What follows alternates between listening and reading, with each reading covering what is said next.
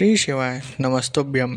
स्वागत है आपका शिव पुराण श्री रुद्र संहिता पंचम खंड 35वें अध्याय में शंखचूड़ के दूत और शिवजी की वार्ता।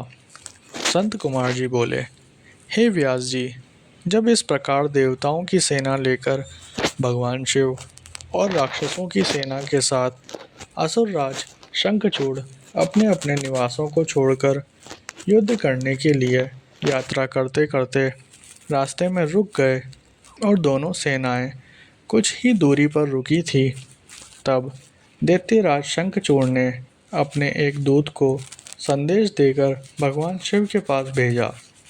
दैत्यराज शंखचूड़ का वह दूत भगवान शिव के पास पहुंचा और बोला, हे शिव, मैं दैत्यराज शंखचूड़ का दूत हूँ और उनका संदेशा लेकर आपके पास आया हूँ। मेरे स्वामी ने कहलवाया है कि वे यहाँ आ गए हैं। अब आपकी क्या इच्छा है? अब दैत्यराज के उस दूत से शिवजी बोले, दूत, तुम जाकर अपने स्वामी शंखचूड़ से कहो कि देवताओं के साथ शत्रुता छोड़कर उनसे मित्रता कर लो।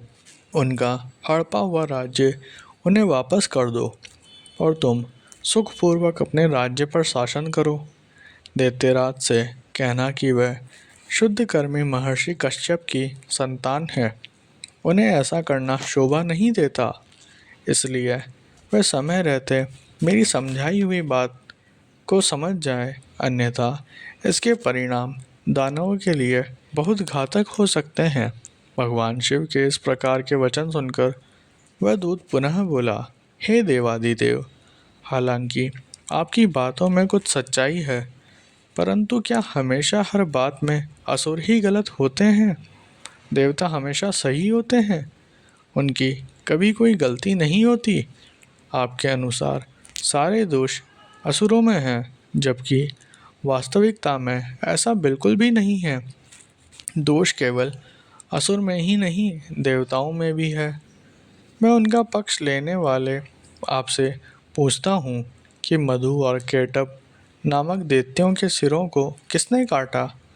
त्रिपुरों को युद्ध करने के पश्चात क्यों भस्म कर दिया गया? आप सदा से ही देवताओं और दानवों में पक्षपात करते आए हैं। आप देवताओं का ही कल्याण करते हैं, जबकि ईश्वर होने के नाते आप देवताओं और असुरों दोनों के लिए ही आराध्य हैं। इसलिए आपको किसी एक के संबंध में नहीं, बल्कि दोनों के हितों को ध्यान में रखना चाहिए। शंखचूड़ के दूत के वचनों को सुनकर कल्याणकारी शिव बोले, दूत, तुम्हारी यह बात पूर्णतः गलत है। मैं देवताओं और दानवों में कभी कोई भेद नहीं करता।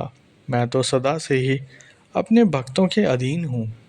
मैं सदैव अपने भक्तों का कल्याण करता हूँ। मैं उनके अभिष्ट कार्यों की सिद्धि करता हूँ। मुझे देवताओं पर आए संकट को दूर करना है, इसलिए मुझे असुरों से युद्ध करना ही होगा। तुम जाकर इस बात को असुरराज शंखचूड़ को बता दो।